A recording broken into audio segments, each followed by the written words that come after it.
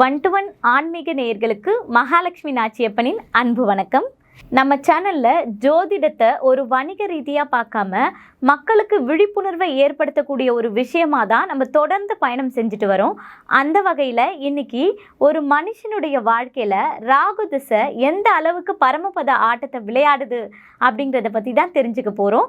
இது குறித்து பேசுவதற்காக நம்மோடு இணைந்திருக்கிறார் மூத்த பத்திரிகையாளரும் ஜோதிட ஆய்வாளருமான திரு ராஜேந்திரன் அவர்கள்.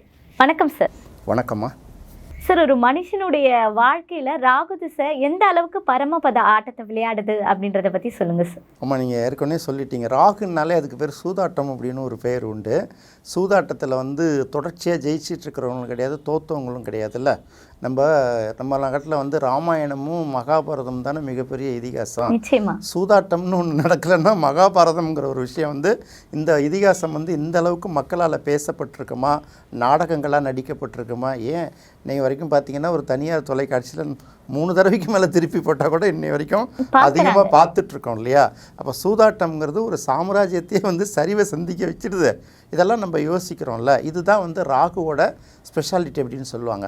ராகுவை பற்றி யோசிக்கும்போது ஒன்று நீங்கள் நல்லா நினச்சிக்கணும். ராகுக்கு கரும்பாம்புன்னு பேர், கேதுக்கு செம்பாம்புன்னு பேர். ரெண்டும் விஷம்தான்.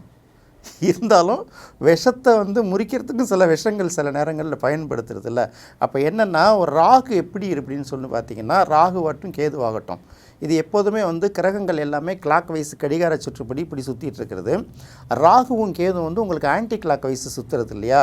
இப்போ பாம்பு நீங்கள் விரட்டிகிட்டே ஓடுனீங்களா, இல்லை அது பாட்டுக்கு தன்னால் போய் பூந்துன்னு வச்சுக்கோங்களேன். அதோட பொந்துக்குள்ளே போகும்போதும் தலையை போய் முதல்ல விடும். நம்ம என்ன நினைக்கும், தலையை தான் உள்ளார கீழே கொண்டுட்டு போகுதுன்னு பார்த்துட்ருப்போம். ஆனால் அப்படி நினைக்காது. போயிட்டு தலையை அப்படி மேலே திருப்பிட்டு வாழை உள்ளார இழுத்துட்ருக்கோம். நீங்கள் போய் கையை வச்சிங்கன்னா கடிச்சுப்படும். அதனால் ராகுவை ஜட்ஜ் பண்ணவே முடியாது அப்படின்னு சொல்லுவாங்க. நீங்கள் இப்போ இப்படி தான் நடந்துப்பாங்கன்னு தீர்மானிக்க முடியாது. ராகு இந்த பாம்பு எப்படி போய் போகுதோ, இந்த ராகு திசை நடத்துகிறவங்க அடுத்தது என்ன பண்ணுவாங்க, ஏது பண்ணுவாங்க உங்களாலையும் தீர்மானிக்க முடியாது, என்னாலையும் தீர்மானிக்க முடியாது. ஏன் அவங்களாலே தீர்மானிக்க முடியாது? ஏன்னா எந்த நேரத்தில் எந்த ஆயுதத்தை ஏந்துறதுங்கிறத நாம் முடிவு பண்ணுறதில்ல, நம்மளோட எதிரிகள் தானே முடிவு பண்ணுறாங்கன்னு சொல்கிறாங்க. அது மாதிரி ராகு திசை நடக்கும்போது அவங்க சந்திக்கக்கூடிய பிரச்சனைகள்லாம் இருக்குல்ல, இது எல்லாமே பார்த்திங்கன்னா அதுக்கப்புறம் ராகு திசையெல்லாம் முடிஞ்சு குரு திசை ஆரம்பிக்கும் போது தான் நினச்சிப்பாங்க, ஐயோ இவ்வளவு மோசமான சூழலில் நம்ம பண்ணியிருக்கோமே, இவ்வளவு மட்டமான வேலையெல்லாம் பார்த்துருக்கோமே, எவ்வளோ பெரிய ஆபத்துலேருந்தெல்லாம் நம்ம தப்பிச்சிருக்கோம் அப்படின்னு நினைக்கிற அளவுக்கு அந்த ராகு திசை இருக்கும் அப்படிங்கிறது ரொம்ப முக்கியமாக சொல்லுவாங்க. ஏன்னா இதை என்ன சொல்லும்போது 2-3 எடுத்துக்கலாம். ராகு இப்போ சூதாட்டத்தில் ஒருத்தவங்க விளையாடுறாங்கன்னு வச்சுக்கோங்களேன். சூதாட்டத்தில் பார்த்தீங்கன்னா சில பேர் இப்படி ஜெயிச்சிக்கிட்டே இருப்பாங்க. நேற்று வரைக்கும் நல்லா ஜெயிச்சிட்டு தான் இருப்பாங்க. மறுநாள் பார்த்தீங்கன்னா அப்படியே விட்டு நடுத்தூருக்கு வந்துடுறாங்கல்ல. அதுக்கு பேர் பார்த்தீங்கன்னா ராட்டனம்னு சொல்லுவாங்கள்ல, ரங்கராட்டனம்னு சொல்லுவாங்க. தெரியுங்களா? மேலே போகும் கீழே வரும், இப்படி சுற்றி போயிட்டுருக்கோம்ல. இப்படி சுற்றுற குடராட்டனம் வேறு, குடைராட்டனம்னு சொல்லுவாங்க. இப்படி சுற்றுறது ரங்கராட்டனம்னு சொல்லுவாங்கள்ல. அது மேலே போகுதா கீழே வருதா, எப்போ மேலே போகுது எப்போ கீழே வருது அப்படின்னு தெரியாது. அதே போல் ராகு அப்படிங்கிறது பார்த்திங்கன்னா உங்களுக்கு சின்ன வயசுலேயே நிறைய அனுபவங்களை கொடுத்துரும். அது எந்த விதமான அனுபவம் இருக்கலாம், பாசிட்டிவும் இருக்கும் நெகட்டிவும் இருக்கும். அதனால் என்ன பண்ணுவாங்க, சில பேர் ராகு திசை நடந்ததுன்னா அவங்க பிஞ்சிலே பழுத்துருவாங்க அப்படின்னு சொல்லுவாங்க. அப்படி இல்லை, அது மட்டுமே உதாரணம் இல்லை. ஏன்னா பாசிட்டிவ் இருக்குது நெகட்டிவ் இருக்குன்னு நம்ம ரெண்டும் சொல்லியிருக்கோம்ல. பின்னால் சுமக்க வேண்டிய பெரிய துன்பங்களையும் சின்ன வயசுலேயே அனுபவிச்சிருவாங்க. சில பேருக்கு பார்த்திங்கன்னா நாயிலேருந்து நரியிலேருந்து பாம்புலேருந்து பூரான்லேருந்து எல்லாம் கிடைக்கும் ராகு திசை நடக்கிறப்ப. இப்படியெல்லாம் நிறைய நம்ம நிச்சயமாக அந்த சிறு வயசில் இருக்கவங்களாம் அந்த காதல் வயப்படுவாங்க அப்படின்னு ஒரு ராகு திசை நடக்கிறவங்க மட்டும்தான் காதல் வயப்படுவாங்களா? இல்லை, அவங்க அதிகமாக அதில் ஈர்க்கப்படுவாங்க. ஈர்க்கப்படாத மனிதர்களே கிடையாதுமா. ஒரு 15-14 வயசு அந்த ஆண் பெண்ணோட அந்த இனம் அந்த ஒரு ஈர்ப்பு என்னைக்கு வர ஆரம்பிக்குதோ அன்னையிலேருந்து அத்தனை பேருமே காதல் வசப்படுவாங்க. யாராவது இல்லை முடியுமா, ஒரு ஸ்கூல்லையோ காலேஜ்லேயோ படிக்கிற ஜென்ஸு லேடிஸ் எல்லாத்தையும் எடுத்து பாருங்கள். காதலிக்காதவங்க யாரும் இல்லைன்னு சொல்லுவாங்களா? இல்லை, அந்த இடத்துல அவங்களுக்கு துணிச்சல் அதிகமாகும். அதுதான் நீங்கள் யோசிக்கணும். துணிச்சல் அப்போ நல்லதுக்கும் அதிகமாகும் கெட்டதுக்கும் அதிகமாகும் இல்லையா? நிச்சயமா. அது வெளியில் தெரியாமல் பண்ணுறதுக்கும் ஓப்பனாக பண்ணுறதுக்கும் என்ன வித்தியாசம் இருக்குது? அப்படி தான் எந்த கண்டுமே அந்த இளங்கன்று பயமறியாதுங்கிற மாதிரி எதையுமே தைரியமாக அச்சீவ் பண்ணிவிடுவாங்க. நம்ம குடும்ப பின்னணி என்ன, தேவையில்லாமல் ஊர்வம்பு இழுத்துட்டு வர்றவங்களும் இருக்காங்கல்ல. நிச்சயமா. அது காதலுக்கு மட்டுமே இல்லை, தேவையில்லாத ஊர்வம்பு இழுத்துட்டு வந்துடுவாங்க. அதே போல் மிகப்பெரிய எல்லாரையும் மிரட்டிக்கிட்டு இருக்கிறவங்களும் டக்குன்னு அடிச்சிடுவாங்க சில நேரங்களில். அவங்களுக்கு அதான் என்ன, இந்த ராகு யார் அந்த போக்கை கண்டுபிடிக்க முடியாதுன்னு சொல்கிறாங்கல்ல. அவங்களோட அது என்ன சொல்லுவாங்க, அந்த சைக்கோவையும் கண்டுபிடிக்க முடியாது, அந்த அணுகுமுறையும் கண்டுபிடிக்க முடியாதுன்னு சொல்கிறாங்கல்ல. அதுதான் அதை நம்ம ஆட்களுக்கு என்னன்னா, உங்களுக்கு காதலை பற்றி சொன்னால் தானே நிறைய பேர் பார்ப்பாங்க. ஓ நீ வந்து உனக்கு ராகதசை நடந்துதா, அதனால் நீ ஒழுங்காக இருந்திருக்க மாட்டே, உன் கேரக்டர் சரியில்லாமல் இருந்திருக்கும், அப்படி சொன்னால் தானே ஒரு சந்தோஷம், அப்படி சொன்னால் தானே நம்ம மக்களும் பார்ப்பாங்க. அப்படி இல்லை. அதாவது இந்த ஆணுக்கும் பெண்ணுக்கும் என்னைக்கு வந்து இனக்கவர்ச்சி ஏற்படுதோ, எந்த வயசில் ஏற்படுதோ அன்னையிலேருந்து பல பேர் காதல் வயப்படுவாங்க. இது கைகூடும்போது நல்லாயிருக்கும், கைகூடாத போது சிக்கலாகவும் ஆகும். அதனால் யாருமே அந்த வயசில் உங்களுக்கு காதல் வரலைன்னா உடலில் ஏதோ கோளாறு இருக்குதுன்னு அர்த்தம், அல்லது மனசில் ஏதோ கோளாறு இருக்குதுன்னு அர்த்தம். இதுதான் இயற்கையை சயின்டிஃபிக்காக உணர்ந்துக்கணும். ராகதிசை வரும்போது எதையும் தைரியமாக அனுபவங்க. நீங்கள் சொல்லியிருக்கீங்க கரெக்டாக. இது வந்து அதுக்கு மட்டுமே இல்லை, எல்லாத்துக்கும் அனுபவிப்பாங்க. அப்போ அது முடியும் போது அவங்களுக்கு இது சொல்லுவாங்க, ராகு திசை வந்து சின்ன வயசுலேயே அனுபவிச்சிட்றாங்கள, ஒரு 25-30 வயசுக்குள்ளார. இவங்க வந்து அதுக்கப்புறம் உலகத்தில் என்ன துன்பம் வந்தாலும் எங்கே கொண்டு விட்டாலும் பழிச்சுக்குவாங்க. ஏன்னா அந்த அனுபவங்கள் வந்து அதில் எடுத்துருவாங்க.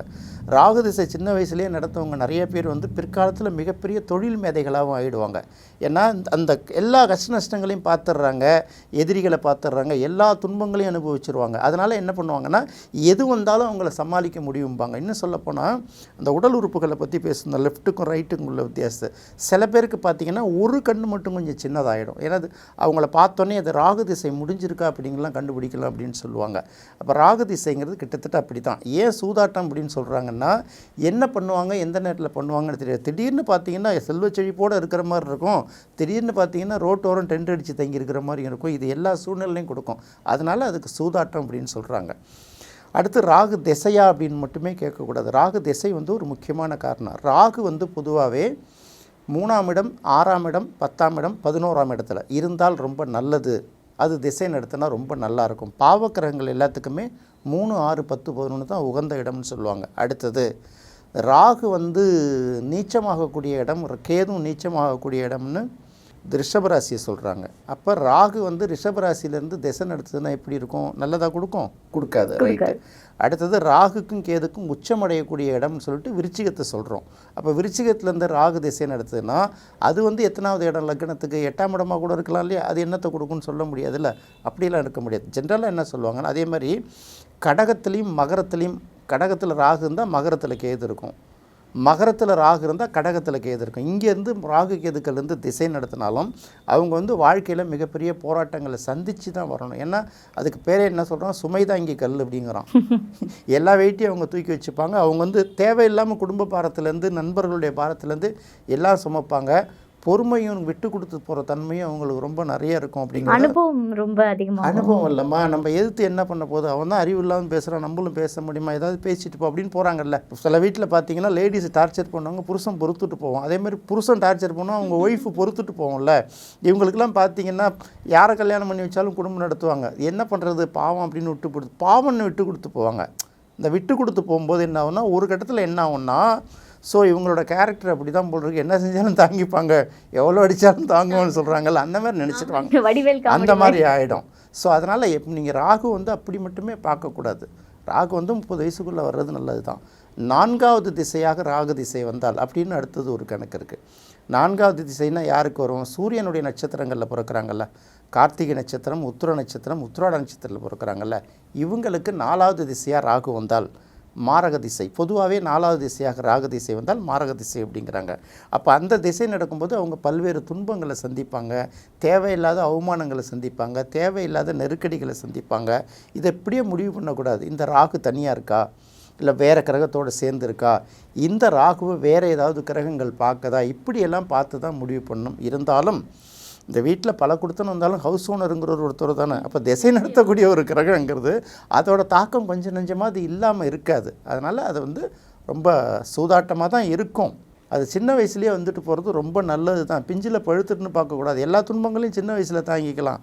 60 வயசுக்கு மேலே ஆதரிக்கிறதுக்கு ஆளும் இல்லாமல், சம்பாதிக்கிறதுக்கு வழியும் இல்லாமல் இருந்தால் ஒருத்தவங்க எப்படி நடப்பாங்க? அதனால் கஷ்டங்கள் எல்லாமே சின்ன வயசில் கடந்து வர்றதுனால தான் சொன்ன மாதிரி ராகு திசை வந்து வாழ்க்கையில் பயங்கரமாக சதிராடும். அவங்க வாழ்க்கை நடக்கும் சூதாட்டமாக தான் இருக்கும். அதனால் அதை வந்து அது உண்மை தான். அது ராகு திசை அப்படின்றதே ஒரு சூதாட்டம் அப்படின்றத ரொம்ப அழகாக வந்து எங்களுக்கு சுவாரஸ்யமாக கொண்டு போனீங்க சார். மிக்க நன்றி சார். நன்றிம்மா. ராகுதசை அப்படின்றதே ஒரு பரமபத ஆட்டம் தான் அப்படின்றத ரொம்ப அழகாக தெளிவாக சார் நம்மளோட பகிர்ந்துக்கிட்டாரு. அது எனக்கு ரொம்ப பிடிச்சிருந்தது. அது மட்டும் இல்லை, உங்களுக்கும் ரொம்ப பிடிச்சிருக்கும் அப்படின்னு நான் நினைக்கிறேன். மீண்டும் மற்றொரு நிகழ்ச்சியில் சந்திக்கலாம். நன்றி, வணக்கம்.